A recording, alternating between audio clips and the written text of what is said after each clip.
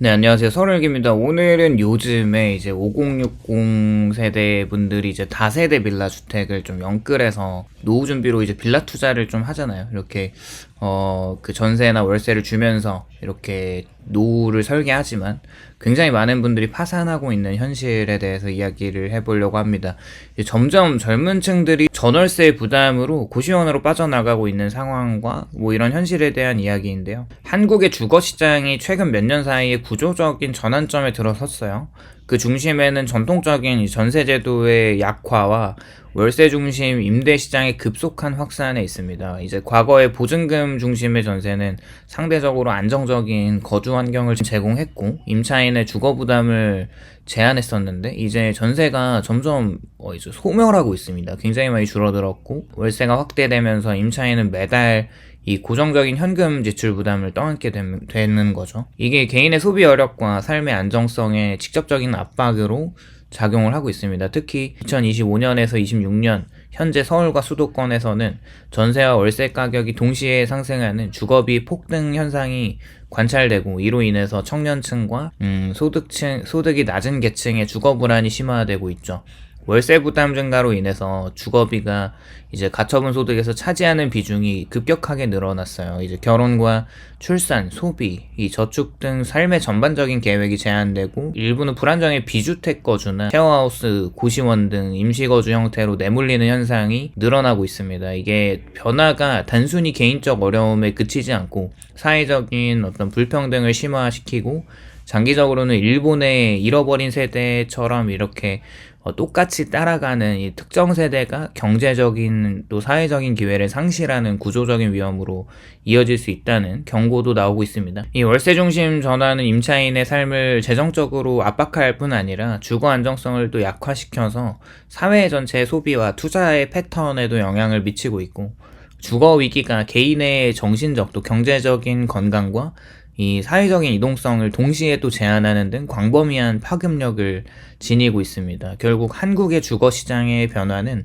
단순한 계약 형태의 변화가 아니라 세대별 어떤 불평등 구조를 강화하고 장기적으로 어떤 사회적 비용을 또 초래할 수 있는 이 복합적 위기라는 점에서 주목할 필요가 있어요. 한국의 주거 시장이 최근 몇 년간 나타난 가장 큰 변화는 이게 이제 그 대출을 좀 막아놔서 그런지 전세에서 이 월세로의 전환과 그로 인해 또 월세 부담이 급격히 상승했습니다. 또 전세 사기나 이런 여러 가지 전세의 어떤 허술한 점들이 굉장히 많이 드러나면서 이제 사람들이 전세를 좀 기피하는 경향도 있는 것이죠. 그렇게 과거의 전세 제도가 임차인의 큰 보증금을 내고 월세를 안 내고 안정적으로 거주할 수 있는 구조를 제공했었는데 주거비 안정성과 삶의 계획을 수립하는 데 또 중요한 역할을 했다면 최근 들어 전세 거래 비중이 급격히 감소하고 월세 비중이 상승하면서 이 월세가 이제 올해 작년 기준으로 보면 서울 주택 시장의 사실상 표준이 됐고 전세 비중은 지속적으로 줄어드는 추세를 보이고 있습니다. 이러한 변화가 일본의 또 사례와 유사하게 주거정책, 대출 규제, 부동산 가격 상승 등이 복합적으로 작용한 구조적인 현상이죠. 이제 돈을 많이 푸니까 어쩔 수 없이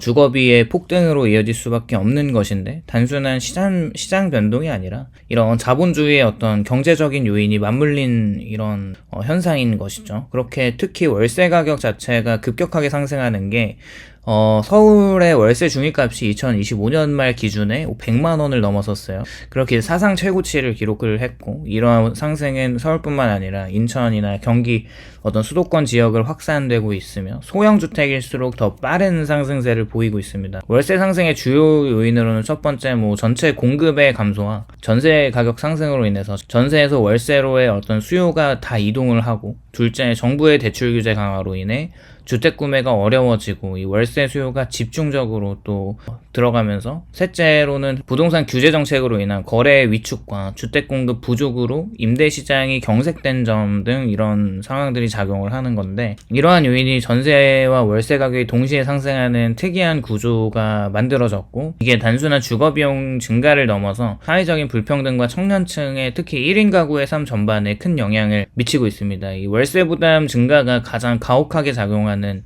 집단은 청년층과 1인 가구입니다. 최근의 조사에 따르면은 19세에서 34세 가구의 약 5.3%가 고시원이나 컨테이너형 주택, 이제 법적으로 주택으로 분류되지 않은 이 비주택에 거주하고 있어요. 이러한 비주택 거주 비중이 2010년 이후 중반에 감소했다가 다시 증가하는 추세를 보이고 있는 거죠. 단순한 선택이 아니라 그냥 생계와 직결된 현실이에요.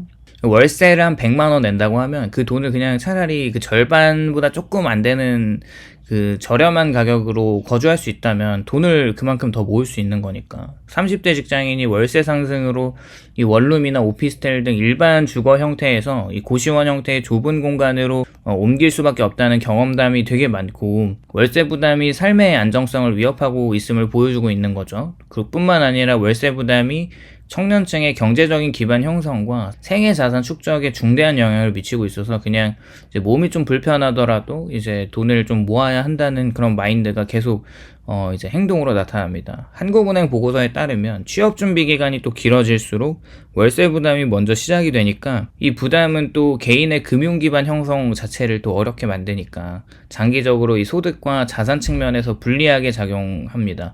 취업 지연과 월세 상승이 결합되면 청년층은 소득을 자산 형성보다는 생활비와 월세 지불에 우선적으로 투입할 수밖에 없죠. 이게 또 장기적으로 금융적인 자립과 주거 안정성을 저해하는데 세대별 경제적 격차를 심화시키는 구조적인 문제로 이어집니다. 결국에 이 전세에서 월세로의 전환과 월세 가격 상승은 단순한 임대료 증가뿐만 아니라 청년층과 1인 가구를 중심으로 한 주거 어떤 취약층이 형성되고 금융적인 불안정과 장기적인 자산 축적 제한 등 복합적 사회 문제를 야기하는 거죠. 이게 향후에 세대별 불평등과 경제적 기회 상실 같은 구조적인 위험이 현실화될 가능성이 높아지는 거고, 이렇게 한국에서 비주택 거주자가 확대되는 현상이 주거비 부담과 월세 상승의 구조적인 영향을 극명하게 보여주는 지표입니다. 이렇게 비주택 거주가 법적, 제도적으로 주택으로 인정되지 않는 거주 형태를 의미하고, 대표적으로 고시원, 컨테이너형 주거나 기타 비규제 건물 내 임시공간 등이 있어요. 이런 비주택들이 일반 주택에 비해 공간이 또 좁고 편의시설이 부족해서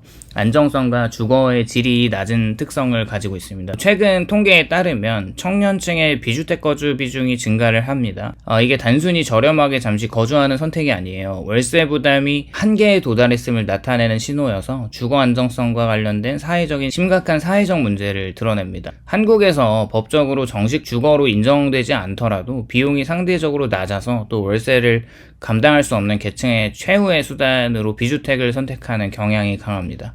이런 주거 구조 변화가 개인의 사회에 다양한 또 경제적인 영향을 미칩니다. 우선 월세 부담이 가계 소득 대비 큰 비중을 차지하니까 소득이 이제 줄어들어서 생활비의 압박이 심화되고 많은 임차 가구들이 소비를 줄이거나 생활 수준을 낮출 수밖에 없겠죠. 또 수도권에서는 이제 월세 관리비 다 합쳐서 100만 원 이상이 보편화되면서 이제 내수의 소비가 감소하고 교육이나 건강 지출 축소, 저축 여력이 약화되는 이런 경제 전반에 악영향을 미치고 있습니다. 이미 단순한 주거 문제를 넘어서 사회적, 경제적 활력 저하로 이어지고 있고, 그래서 요즘에 50대, 60대 분들이 이런 다세대 빌라를 노후 준비 수단으로 연끌을 했었는데 월세 수요가 이제 없으니까 파산에 이르는 현실이 이런 개인의 판단 착오라기보다는 이런 잘못된 어떤 이 흐름을 잘못 읽은 오판에 가깝다는 거죠.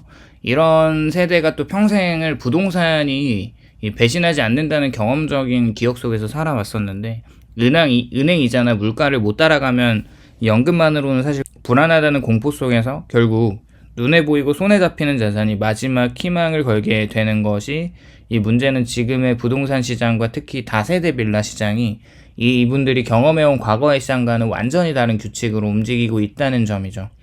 이렇게 과거에는 서울과 수도권의 주거 수요가 꾸준히 증가했었는데, 빌라가 사실 아파트 대비 저렴한 진입장벽이나 안정적인 월세 수요를 동시에 충족시키는 현금 흐름 자산으로 가능했었지만, 지금은 인구 구조 자체가 바뀌어서 이렇게 핵심 월세 수요층이 20대, 30대가 또 감소하고, 그나마 남아있는 수요가 방금 말한 이렇게 비주거 주택에 이제 들어가는 거죠. 월세를 감당할 돈이 없기 때문에. 그래서 이 노후된 또 다세대 빌라가 선택지에서 최후로 밀려나고, 월세를 낮춰도 공실이 장기화되는 경우가 흔해졌습니다. 여기에 5, 60대 투자자들이 가장 치명적으로 간과한 요소가 대출 구조인데, 저금리 시대에 형성된 관성이 있잖아요. 그렇게 LTV를 최대한 끌어서 매수를 했지만 금리가 오르자마자 월세 수입으로 이자를 감당하지 못하는 상황이 벌어지니까, 또 이제 전세에서 이제 사람이 한 명만 빠지더라도 그 돈을 바로 이렇게 줘야 하는 상황에서 이렇게 현금 흐름이 나올 수가 없는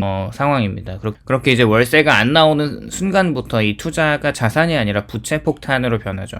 관리비나 이 재산세나 종부세나 공실기간 동안 이어지는 이자까지 겹치면 매달 손실이 누적이 되는 것이고, 이 세대분들은 추가 소득을 만들어낼 노동 여력이 제한적이어서 버틸 시간이 길지 않고, 그렇게 더 큰 문제는 출구가 없다는 점이어서 다세대 빌라가 거래가 항상 느리고 가격 하방이 열려있고, 급매로 내놔도 매수자가 붙지 않는 경우가 많아 손실을 확정짓고 이렇게 매도하는 경우가 종종 많습니다. 결국에 이런 일부는 기존 주택을 담보로 추가 대출을 받거나 퇴직금과 남은 현금을 계속 투입하면서 조금만 좀 버티면 괜찮아질 거라는 희망에 매달리는데, 이런 과정에서 노후 자금이 급속히 소진되고 심리적인 붕괴까지 동반합니다. 이러한 비극이 사실 한 세대를 지배해온 성공 공식이 더 이상 작동하지 않는다는 사실을 누구도 알려주지 않았다는 거죠. 근데 사실 이건 우리가 찾아보고 알아봐야 되고 그 흐름을 읽어야 되는 것인데,